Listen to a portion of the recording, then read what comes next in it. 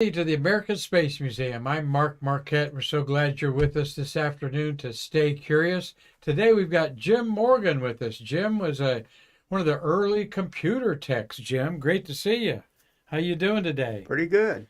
Jim's been a friend of the American Space Museum almost 20 years. Had a desk beside our legendary Murphy Wardman and all the legends of Murphy I know you know about Yeah. at Pad 36. We're here to talk a little bit about how computers have evolved, Jim, in Yes. your illustrious career. Tell us a little bit about where you grew up and how you got into this computer world. Well, I grew up in southern Kentucky, but during World War II, I was moved to Ohio and Dayton. Mm-hmm. And in the process, we had a school down there that had all kinds of good stuff. And I got interested in electronics. So I built crystal sets and stuff when I was in the third and fourth grade. Then after World War II, we moved back to Kentucky. And I had to put up my own laboratory, so I kept building stuff Hmm. like that.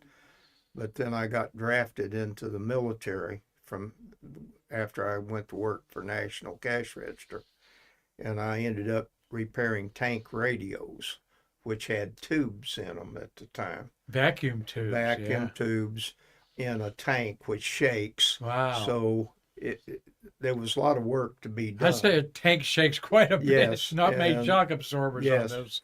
but it was some of the most complicated radios at the time. Huh. So I got a pretty good background in radio repair at that. So when I went back to National Cash Register, they put me in a special department where they made test equipment for analog computers at the time. And we made the test equipment that checked the B-47 bombers that had analog computers and gyros and stuff like that. And gradually, when digital come out, it was due to the fact that by now transistors was going down in price and they could use transistors. At that time, transistors went from $35 a transistor down to 35 cents. Wow. And so RCA, some of these my mother actually worked at an RCA factory in Findlay, yeah, Ohio. yeah. Yeah. The 404 transistor was some of the first transistors that went into digital computers. And they were good for 1 megacycle. The very next year, they came out with a 964, I believe it is, 2N964. I believe that's the number. It was good for almost 200 megacycles. Big improvement. So it was a huge improvement. So in 1 year, computers made that jump to a faster transistor. Well, we're enjoying Jim Morgan with us today on Stay Curious, a computer technician from the 1960s. Jim, we got the interior of the lunar module built by Grumman. A hole down here is the computer, the Desky computer in there. And of course, our good friend Marty Winkle. Hi, Marty.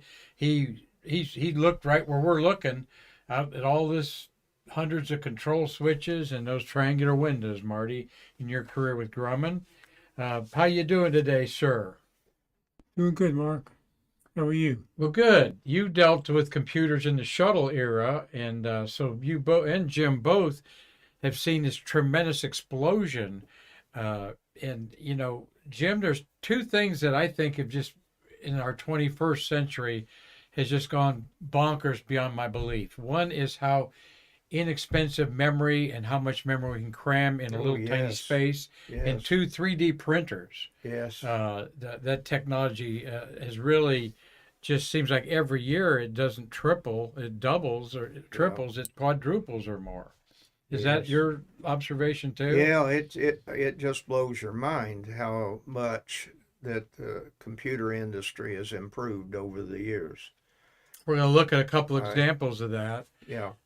Well, you're looking right here at the screen, and you can't figure out how many pixels there is in that screen. There is so many, no way in heck you could count them. because the quality of that picture is so good. Mm-hmm. And Absolutely. every one of them's got a pixel. Exactly. We're going to look at a little bit of couple slides here that I put together to kind of emphasize what Jim and I are sharing with you today. That the first computer generation, we're in, like they're saying, we're into the sixth generation of computers, Jim, starting with the vacuum tubes, Yep. and then we go to, help me The there, transistor right? was the next big step forward. And after the transistor, you went to the integrated circuit. Mm-hmm. And the integrated circuit computers at that time that they started had 4 flip-flops per integrated circuit. Mm-hmm. And that was, and you could buy that for 35 cents. And it made a big step because the transistor card that had 4 flip-flops would cost you $200 or $300. And here's a chip that does the same thing for 35 cents, and it's 5 times, 10 times faster. So that was a great improvement. That allowed us to have personal computers that who doesn't have probably who doesn't have 2 or 3 of them in their closet that they are wore out and used. And then of course the artificial intelligence, the 5th generation, the 6th generation there is I guess robotics and humans merging, like well, after the DTL and the TTL computers that used integrated circuits, they started using higher density insulated gate field effect transistors, and that because it never got hot, they could compose now instead of having 4 flip-flops, they could have 500-600 of them in the same space without heating up and burning out. And we're going to talk a little bit about that. These first generation computers that filled rooms, they got hot. Oh yeah. And you needed air conditioned floors and yeah. Well, at the flight crew training building, we had 4 flip-flops or floor computers, CCC 224s. we're going to see those in a minute. That were 4 of them in a square, and 50 cabinets of A to D's and D to A's and stuff like that. And you had to cool the cabinets down by forcing air through the bottom of the cabinets. And we're going to see the flight crew training building. There's some rare pictures of it. Yeah, Jim, you've seen the whole technology take off leaps and bounds. We want to refresh everybody about exactly how this memory train has evolved. And as I enlarge this pyramid here, you were in the groundbreaking of this, Jim. yes, A bit, yeah, a bit of memory, then nibble 4 bits. I never heard of that. yeah, The nibble. yeah, A byte is 8 bits. 8 bits. And then now most of us are familiar with kilobytes, 1,000 bytes. And then everything is an exponentially 1,000 of, where you got the megabytes, which were in the first digital cameras of the 2000s, were sold with a 4 or 8 megabyte card. Yeah. And 16 megabytes when they come out was about $30 for that. And a gigabyte is 1,000 megabytes. A terabyte is 1,000 gigabytes. And then you got petabyte, exabyte, what's the other one there? And yottabyte are all denominations of our zettabyte. Yeah, the zettabyte. But the biggest one out there is the yobobyte or whatever. Yeah. But just to give you an idea of how we have progressed over the years, this little meme I pulled off has got a Marty, the first IBM in 1956 shipped the first hard drive, 5 megabytes. 5 megabytes was the size of 2 refrigerators. Yes. Wow. And that was basically winding wires and stuff around posts, right? To Yes. retain those electrons. In 71, now 1971, after we landed on the moon, IBM produced the first floppy disk. It stored 80 kilobytes, read only. And a year later, Memorex had the first read and write floppy disks. Well, those are almost 6 inches across, right? The first CD-ROMs, the world's first 1 gigabyte hard drive could store 2 gigs, and it was the size of a refrigerator. Wow. And so on and so forth. We all have those flash drives. I got a stack of them laying on my desk there. 2001, so we've been about 20 years into those flash drives, and so on and so forth. But the cloud is where companies can now, everybody stores stuff in the clouds. 1/3 of all data today is passing through what is called the cloud, these massive storage centers that, frankly, I had a hard time trusting, Jim, in the beginning to put on a DVD or a CD, to trust that memory there. And today we have so much of that, photographs and so forth. There's no hard copies of anything. Yep. What do you think about that? Well, the problem that they have understanding digital computers, it's ones and zeros. And how you configure them, a ones and zero, how does it talk to the human? And that's why you have these different numbers and bytes and stuff, is that it's how you interface the ones and zeros to a computer. Mm-hmm. If you got a 24-bit computer, it's 3 bits to a number, and there is, with 3 bits, that you can count up from 0 to 7, and that translates into something that the average person can think about. Programmers can understand a 5, but if you have to talk digital, it's 1, 0, 1. Okay. Computer, Right. the way the computer thinks. And in doing that, you make your computer word length the way you want to operate your computer. Mm-hmm. And Harris computers use 24 bits, okay, and it was based on octal, what they referred to as octal. And that's 3 bits make an octal number. Mm-hmm. And in doing that, that's how you end up needing the storage needs to be done in that type of thinking. It's all ones and zeros. Goes into the computer as ones and zeros. Well, we're going to send you back memory lane there. You brought some pictures in last week to me. These are some of them that I said we'll just have you in here and talk about these pictures. Jim, I always, in our Cape Canaveral gallery, I mentioned to people that I've been told in the 1950s, early 60s, if you could fix a radio, if you could fix a TV, a jukebox, or one of the more complicated things of the day was a pinball machine.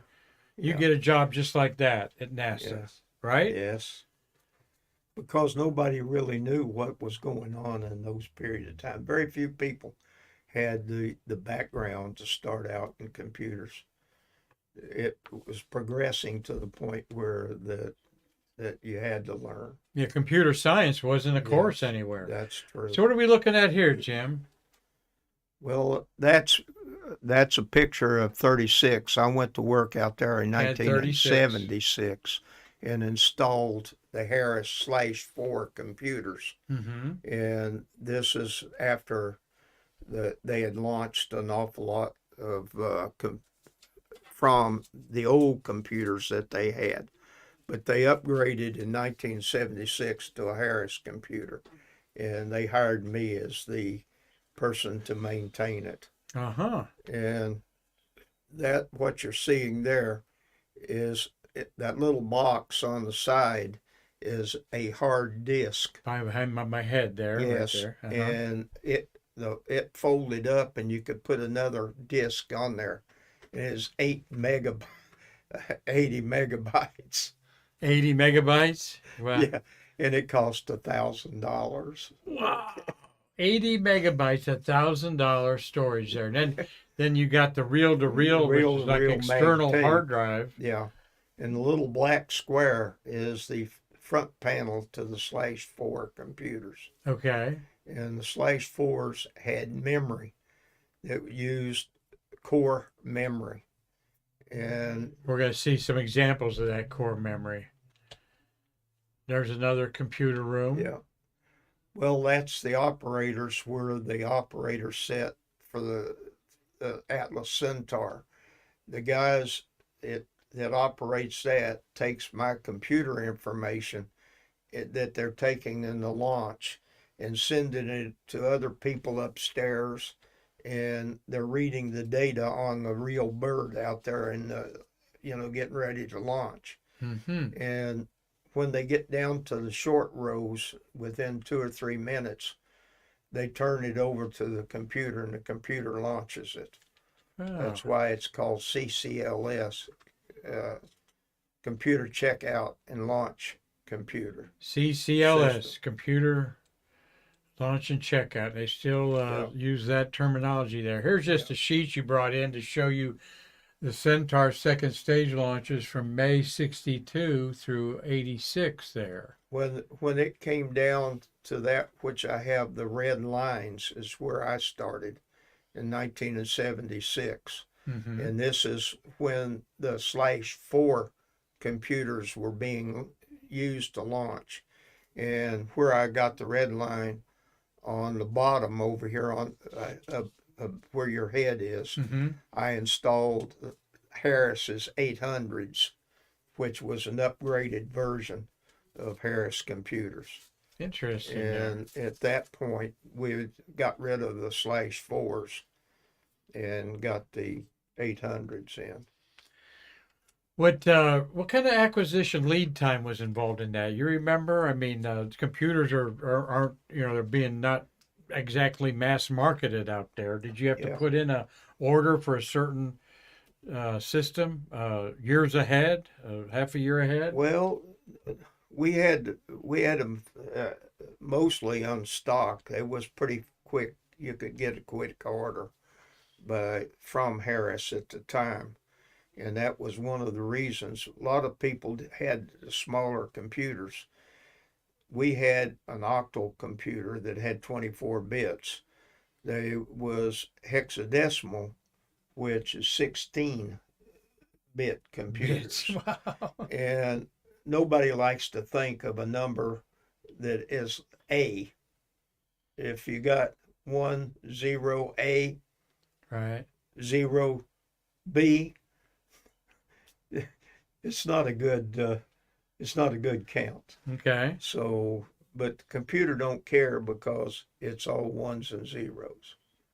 But interfacing with the human is where you get all this crazy numbering systems. Well, we're enjoying a talk with Jim Morgan here. Jim is in his late 80s and is brilliant as a tack. You're doing great, Jim. Yeah. Thank you for sharing with us today about some of the early computer technology that helped fly the interior of the lunar module that, of course, took our 12 Apollo astronauts to the moon. We're going to talk about the opening here where my hand is, where the Desky computer was. And Jim, your workplace where you went to work every day, in my opinion, is one of the great unknown facilities of the Apollo era. There is a rare picture of the Flight Crew Training Building, FLTB, an acronym that I'm happy to pick up. And you could be one of the gentlemen sitting down there talking to Hazel Banks there. And what are we looking at there, Jim? Well, we're looking probably from down on the CMS-3 all the way up to CMS-2 at the other end of the building. And CMS-2 was where I worked, basically. And Command Module Simulator 2. So the foreground is the Lunar Module Simulator. One is in between. The Lunar Lander Simulator is in between CMS2 and CMS3. Okay. Okay. And the lunar simulator only had 3 computers, Okay. and the command module had 4. Okay. And CMS3 was down at this, and CMS1 was over in Houston. Okay. They had a command module simulator in Houston. John Young called these the Great Train Wreck, and you see why. What's going on with all that? Explain to people why it looks the way it is. Well, in the beginning, we really didn't have our foot down properly. It uh, had to be upgraded and fixed as we went, and it was very difficult. Wally Schirra had a really rough time because we were going to launch Wally to check out the command module, and in the process of doing that, we didn't have our act together very well, and Wally bitched, and he had good reason to, but the interface between the comm and stuff needed to be upgraded and stuff of that nature. And we were just learning what we were doing. A lot of software had to be changed.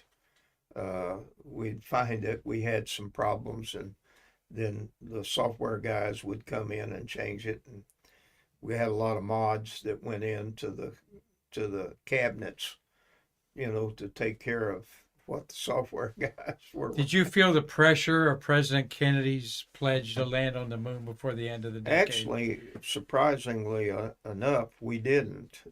But I think that was due to the fact that we were kind of ignorant of what we were doing. Right. By the time we got around to Apollo 11, we had just about had it down to what we really needed to know. Well, glad to hear that Yeah. because it was a success. Well- You've got these structures here. This is the world's most elaborate at the time simulator or video game, Yeah. because these are all visual effects containers that would simulate outside the windows of the lunar module here. You would actually see the lunar landscape or blackness of Yeah. space or whatever was going on, very accurately portrayed on a video cameras and optical instruments that were groundbreaking at the time. Yes. And so that's why these look like they do. And we got a question there, Marty. Yeah, I've got a question from Z. Gubin. Have you, Jim, ever got a chance or an opportunity to do some simulation flight hours after hours yourself? Did you ever fly in the simulators yourself after hours? Probably. You personally go in there and sneak a ride down to the moon or lift off. Surprisingly enough, I did get a trip once by a guy that was more talented in the operation than me. However, I didn't do that. What we did do is get up there and check out things that we were working on. If we had a problem, and let me tell you, we had 50 cabinets of D-to-A's, and they didn't have an integrated circuit in the whole bunch. Well, when a transistor blew or something, you'd have to fix it. And then you would have to check it out to see whether or not you got the fix done. Mm-hmm. And sometimes you would get in there and you would use the controls to determine whether that fix was done or not. Mm-hmm. Does that make sense? Yeah, sure. So you'd have to get in there and do the controls to try to check it out. Yeah, and the thing about it, grabbing the joystick there. Both Yeah. the vehicles had a joystick in the yeah, or whatever, depending upon, or you'd have to go up there and see, if it was someplace that you would be looking at, and the stuff that was fed up to the computer on the ground to the command module simulator, if one of those lines were bad or something, you would have to check it out and make sure it worked. Mm-hmm. Marty, how much did you get involved in what Jim's talking about there, if at all? and you're as a lead electrical engineer on these lunar modules. Yeah, not much not at Jim's level for sure.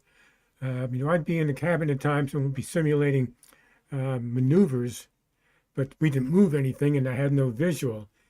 All these signals were being fed into the firing room, and the engineers there would read the data. If we're doing translations or roll pitch in your maneuvers. Well, Yeah, what- Marty was in the real deal, not the simulator. We point Well, out what there. really happened in the simulator is the lunar lander, the two guys was in there would stand up, and they had nice big windows, Yep, okay? And there they are. in the windows you had to see where you were at the time. And when you approached the moon, they had two cameras that was mounted on a rail track, and it was hydraulically operated. It would run down and then tilt up and go up to the moon's surface. The moon's surface, where they were landing, they had a exact duplicate of the landing surface to scale where they were going to land. And in the process, it was made with plaster of Paris and painted up. And they had sun angles. They had a series of sun lamps in an angle that would cast the shadows like they would see when they landed on the moon. And so all that was brought up visually so these guys could fly the landing module to where they wanted to do it. And in the process, when they moved, the simulator didn't move, but the window pictures did, and it made them think that they were actually changing position. Very accurate simulation for 1960s. There is this is the Apollo guidance computer, AGS, that the desk keys above my head that fit right here in this hole, and that's the other part of it there. Yeah. There's another picture of the flight crew training building, which it should have been a national monument. This was a hub of activity, not just for the astronauts were there going to the moon and training, but a lot of dignitaries would come through there, Oh, yeah. correct? Yeah. Tell us a little bit about, did you meet some people from time to time? Oh, I think I've met everybody important, including Jeannie. You met Barbara Eden. I Dream of Jeannie. Yeah, but I didn't get to talk to her. But Hubert Humphrey's wife, I was not paying much attention to him, and Hubert Humphrey's wife was needing to sit down. Her and her girlfriend came down and sat down with me at the table, and I got hired by Jack Benny. Jack Benny was coming down the hall, and he gave me one of those. Ha! Oh, really? That's neat. So I did. We had all kinds of dignitaries, but I guess the one thing that was the funniest was I was sitting down there in the limb area, which wasn't my area, and the limb pilot had the president's wife and daughter in the simulator, and he Johnson's. I forget whether it was Johnson Lady Bird or which one it was now, but they had the Secret Service guys that was protecting them there, and I'm standing beside this one Secret Service guy, and when you crashed on the moon, what happened to the simulator is it froze all the data that was in the computer at the time, so you could check it, they could explain. And the computer technicians at the time used to call that bombing out, when the computer failed. Bombing out. And one of the guys, when they crashed the president's wife and actually killed him on paper, the computer guy yelled, "The computer bombed out." And the Secret Service guy that was with me, that was standing there, reached for his gun and says, "Where's the bomb? Where's the bomb?" I said, "No, no bomb." But things like that happened. Great story, yeah. Yes, and that, I tell you, it was kind of funny. So the NASA guys that was in charge came by and said, from now on, say the computer stopped running. So we had to change the terminology of stopping the computer. This was a very popular place because of these people would get in the simulators. There's the entrance Yeah. to the Apollo one. I heard all kinds of stories, not going to get into too many of them, but for example, when the German chancellor came in Yeah. there and the simulation was so real with the video screens Yeah. and so forth that they put a little Volkswagen on the moon. Oh, yeah. And when they got down to the resolution, he goes, "What's going on?" And they had an Eiffel Tower on there for the French delegate. But Bob Pearson, and I know you know Bob, Yeah. and rest in peace. He was one of your trainers there. Yeah. He said that he was training Neil Armstrong mid morning, doing takeoffs from the moon because Neil probably did. He said about 1,000 takeoffs from the Oh, moon yeah. because he wanted to make sure no problems with that. And on the headset, someone came over and said, "Barbara Eden, I dream a genie's in the building." Yes. And Bob said Neil ripped off that headset and went running out. The limb crashed on the moon. He was going to see her. Well, I'm going to tell you, there was an awful lot of old folks' blood pressure went up because she came in a pair of a mini skirt and white boots, and the mini skirt was quite mini. And when she climbed the steps to get into the command module, Yeah. I thought 2/3 of our building was going to have a heart attack. Well, we'll cherish that image there. Barbara Eden's still around with us, I think. Well, and- Captain Kirk came in there. Oh, did he? Yeah. Did he? Captain Kurt, yeah, of course. Well, one of the We've got guys, him up there. one of the guys had made a model of the Enterprise, that the thing that they flew in, Mm-hmm. the command module they had, and he put it on the docking place where the docking thing is. Yeah.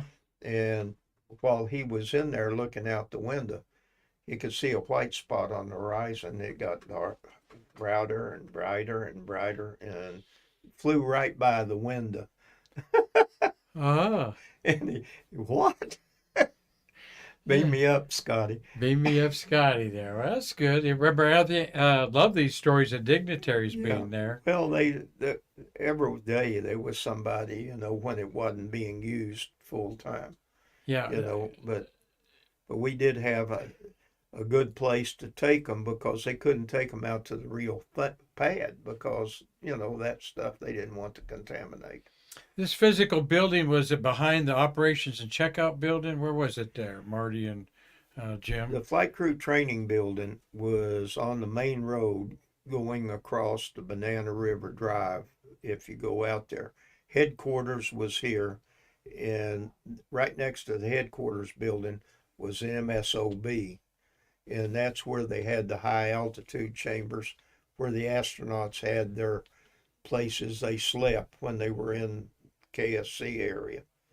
And next door across the street was the flight crew training building.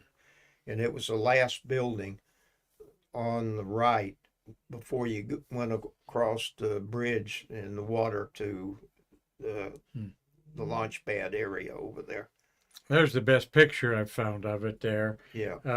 And you see those cabinets. Yeah. That's in the front here. This is all your memory in the front, right? And then the cabinets in the back. You see Yeah. that half circle. Okay, now at about the 9 o'clock there. That was where you worked. what you cannot see in there is you see the thing on the left. That's the observation platform where they took people in to look down on that part of the simulator. Oh, a far top up there. Yeah, right there. Above your, uh-huh. Those windows allowed people to come in and look down and see that part. Oh, I see. Now, underneath that is 50 cabinets for just the flight crew CMS. Mhm. There's 50 cabinets over there, Command module. and there's 50 cabinets for CMS 3, and there's some for the limb. And each cabinet held about how much memory? Oh God, didn't have very much memory. It was A to D's and D to A's and Wow. stuff like that. Today you get all that on one little chip. Right. We're going to show you some of that old memory here. There's the Desky, famous for putting in numbers and nouns. Or you want to see somebody working this thing, watch the Apollo 14 landing with Al Shepard as Ed Mitchell was rewriting the program around an abort sequence they were afraid it was going to happen with gloves on. But there's a good old memory of the paperwork involved. And what's the old joke, Marty? We didn't need a rocket to go to the moon. No, once you had enough paper to go to the moon, then we're ready to launch. That's right. That's right. We could have walked to the moon with all the paper that Yes. they put together there. So there's some memory vibes for all you out there. Fortran statement. Now that's my introduction to a computer in 1970 in college. Punch your numbers. There's the room that you Had to punch cards, a card reader. stack of them up there. Hope you all are enjoying looking back at how our computers have evolved. This is a very famous computer in the NASA world. This is the 794 IBM. And this was one that used a lot of tracking and so forth after the spacecrafts got up in there. Jim, any comment on looking at a room like that? Well, what you see in the flight crew training building, you don't see the card reader that was in there. Burroughs made the card reader. Burroughs, okay. And you'd put those Fortran cards in and run it through, and it would go into the computer. And in that, they would transfer it to part of the software. And they could put patches into the operation load, from that and check it out. And that card reader was always having problems because, first of all, it didn't pick the cards very well, and you had to adjust it a lot. No crimps on your Fortran cards or anything on there. Well, that was the hard way to do it. And like you're talking about, it's Fortran. In Fortran, you went from paperwork Fortran to a punch card to the mag tape. That was how you got the mag tape. Here's one of those 794s that I pulled out there. Right by you, Jim, is a little dark cigarette burn on the counter there. Yeah. I've seen some of these computers with ashtrays built in them. Yeah. You have too. Yes. Everybody smoked cigarettes in those days. We didn't know how bad it was for your health there. But so this is sort of how the memory was bundled up in this Apollo. This is the computer system of the Apollo command module and lunar module. All right. Actually, copper wires wrapped around the rope, they called it. This is your random ROM.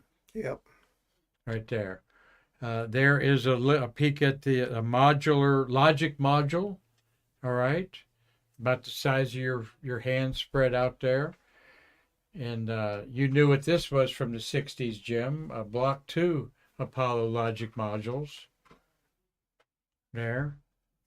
And all that led to this. Look at all the wonderful people we've got watching today, Jim. Okay. Here's the beast, though. What's that? Well, that looks like a That's the Cray. Cray, and it requires supercooling because it has an emitter couple logic. And Cray, his secret was to make the circuitry simple, but he wanted speed, and in doing that he used emitter couple logic, which developed a lot of heat to get the speed. So he had to cool it down. And not just cool it down with an everyday air conditioner. No, it was liquid hydrogen cooled. Like 200 below zero, liquid helium, hydrogen, something like that. Very elaborate system there. There's a slick computer with a Cray computer And what are those? Do you have any clue what those blue ones are in the background? I can't see them very well, Okay. but I knew Cray. I'd worked with Cray's design at National Cash Register, Mm-hmm. and so I knew how he thought. Okay. You know him personally, huh? Well, I didn't know him, but I knew his work. Uh-huh. I'd worked with Cray's design. We bought it when I was working at NCR.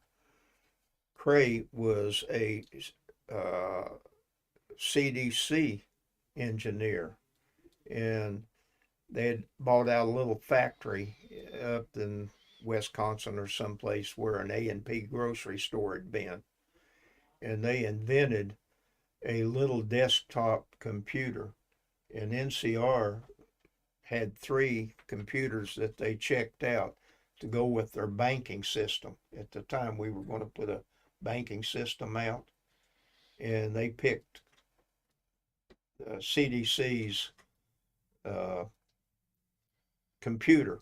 And in the process, NCR bought the total 2-year production of the whole factory. And at that particular time, their stock went from $14 to $124 a share. Did you have some of it? And I didn't get to buy it because the guys that picked the thing, I was over there and I shared a break room where they had the secret section where they were testing these. Uh-huh. And those son of a guns did not tip me off. But let me tell you, some of them that worked in the secret room bought CDC shares, and it went up. And then CDC, due to the fact they had Cray, his design was in this little desktop computer, and I got to work with how he figured flip-flops and how he designed his and/or gates and stuff like that. So I had a pretty good understanding of Cray. He tried to make everything simple, and he did quite well at it. Well, I think you've done a good job at making complicated subjects simple and entertaining today. We hope Bill Whiting's enjoyed this. Daniel DeYoung's been watching. Who? Daniel DeYoung. He's an airline pilot. Christopher Mick is in Wisconsin. Hazel's watching. Hey, Hazel Banks. Oh, my. Your buddy Jim here did a great job today. Appreciate you sharing a little bit Okay. about this today. Laura Mendez, Daniel Lazzarini, Deborah Johnson, Martin Burns is watching, Steve Hammer. We got some new people here. Mikola Robinson, William Elrod, Dennis O'Malley, Vera Rodriguez Bandel is watching, Tim Hubel, Boppernine Conklin, Cheryl Edgecombe. We've got Amber Dina Henau, Ibrahim Saleh, Griswold Ola, Sarver Brold, and one I can pronounce easily, Carlton Bailey. Hey, buddy. Z Biggin is our Twitch watcher. Rock Keats, he's in Europe. Oh. In there. Yeah, we got Dave Stengy's up in Michigan. Ophelia Sauterel, she's watching in France. Tommy Usak's watching from Pennsylvania. Cynthia Rossi, she's local. Doug Forrest is in Los Angeles. And Gary Gerald is our favorite peanut farmer in Georgia. And he's also an airline pilot, private pilot. We got a lot of people that fly airplanes watching. Tom Usiak used to, Gary Gerald, and our favorite commercial pilot there, Daniel DeYoung, watches Stay Curious here. Jim, I've enjoyed reminiscing about this a little bit with you today. Of course, it all leads to where we're at today. There's beautiful Kate Rubins a year or so ago when she was on the space station with computer. We're dealing with those of you Microsoft 11 or something like that's come out now. But it's just phenomenal how this has changed our world, Jim. And you kind of had a piece of the pie there in the early days, getting us to the moon with these computers. Well, How you feel about that? I feel very lucky that my career, I did not make a lot of money, but I had a lot of fun. And Marty made the big money, didn't he? probably. Those Grumman guys, yeah. Yeah, well, I think you did pretty well, though. I did a lot on the side, Uh-huh. okay, but I got to know some extremely talented and wonderful people, and I enjoyed the meeting these people. Well, And Jim, we appreciate you sharing these stories. He has been involved in all of our Apollo 11 events. When we did the 50th anniversary, in fact, you and Hazel Banks were on a panel together talking about the flight crew training building. Just an amazing facility that people don't talk about enough. Like you said, celebrities, all kinds of VIPs, titans of industry and politics, all showing up in this Yeah. humble little place where you were doing your job to put men on the moon. I had a thing on Facebook that was talking about Apollo 13, and one of the things that has amazed me is somebody asked, if the movie was Hollywooded up, and I wrote the fact that yes, it was to a certain degree, but it was pretty close. They did a pretty good job, but they did not feature the stuff that they did at KSC in the Flight Crew Training Building, where my simulator and the LIM simulator made a lot of the decisions on how they got 13 back. Mm-hmm. And in the movie, it looked like they were doing it all in Houston, Mm-hmm. but it was done out to Cape. Most of the switches and Really? determining what they could do. I remember that was And Gary Sinise in the command Yes. module doing things. Well, in the after. thing about it is, 13 had some of the best people they could have in that cockpit. The people that was in 13, Fred Hayes, his specialty as an astronaut was in backup systems, on how the backup systems work. And so they couldn't put a better person in there. And he only got picked because the guy he replaced had been exposed to the measles. Mhm. Yeah. And they threw him in there. And like I said, he's probably, if you had to pick a guy to go in, that would be the guy you want in there, Fred Hayes. Yep, he knew everything about that lunar module. Well, They he went- was good in backup systems. That was his Mhm. specialty, and he was good. And the other guy, the command module guy that was in there, he'd went around the moon. He never set foot on Yeah, the Mattingly. Matt- Yeah, Marty. I think he's talking about Swigert.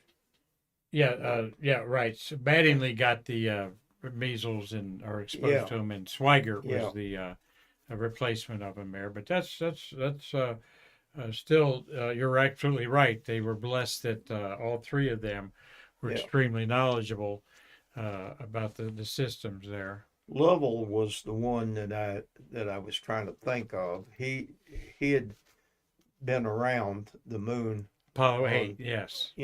before, and he never got to go and set foot I on the know moon, it, yeah. which has kind of hurt him because he really wanted to be one of the ones. But Lovell was very talented, and when they came in, Lovell actually put the course down the slot that had to be in there, because when they came back, the flight path wasn't exactly where we wanted to be, and he had to take manual control and put it on course to put it down in, without getting burned up. If you come in too shallow, you hit too fast. If you went too far, you skipped and went off into space. So it had to be done right on. Him being doing that on Apollo 8, Yeah, definitely and he was. was definitely good at what he did. And like Yeah. I said, the crew, if you had to have a problem, that crew was the one Absolutely. you were lucky to have in there. Jim Lovell's still with us. Okay. He's pushing 94, I believe, Yep. there. Yeah. So you'll Yep. catch up to him, Jim. I hope so. Yeah. Well, Jim, we've enjoyed having you on our program. Is there something that you'd like to share with our Stay Curious? See how popular we've gotten. A lot of Yeah. people wanted to watch you today, and you are obviously what we call in our museum a national treasure for doing what you've done on there. Any final thoughts, my friend? I don't think so. I just say that over the years, the computer industry has went from primitive to beyond anybody's imagination. And you just can't believe how much and how cheap we've managed to put things out. My job is no longer in existence because there ain't a thing that I did that's around today. And they took the flight crew training building computers out and they sold them for pound to junk. They took all those computers and all that hardware and sold it for penny a pound to the junkyard. It's a crime. Don't want to really, yeah. NASA's never saved some of this stuff. In fact, No. when you guys went back there to go get some things, the wrecking crew was already in the building, I understand, after the Apollo thing 17's about it launch. is it was a second generation computer and they'd already moved to third. Yeah. So nobody wanted it because the electric bill would be more than Yeah. they couldn't afford the electric bill, you know. That's Exactly. my Well, we appreciate all that Okay. you've done in the Apollo, and you've had a great career, Jim. Thank you very much, Thank you. sir. Thank Continued health to you. We always enjoy seeing Okay. you around our museum here. You saw our executive director, Karan Conklin, today. She appreciates how you've always come to bat and been part of our programs, Jim. Well, So, I like this museum because it does a better job than the one that's being sponsored down at the Space Center. well, thank you, my friend. If you go down there, all their stuff is paper. Well, we know where our lane is, and we know that you can see rare artifacts in our museum Yeah. like none other museum in the world. Marty, we've got any final thoughts or anything on our Streamlabs? Nope, we're good to go. Thank you. We had a couple hiccups getting on these computer things that we have, which giving us some fits Okay. this morning as they do, but just a few whacks with the hammer and everything worked out okay. Jim, I really mean it. You mean a lot to our museum, what you've Oh, done yeah. here. Until tomorrow, when we talk about a potpourri of space news, a couple of space shuttles of the month, and maybe an astronaut birthday or two, we'll be back with Stay Curious tomorrow. Until then, I'm Mark Marquette saying I hope you can book your vacation and visit us here at the American Space Museum to bridge the space between us.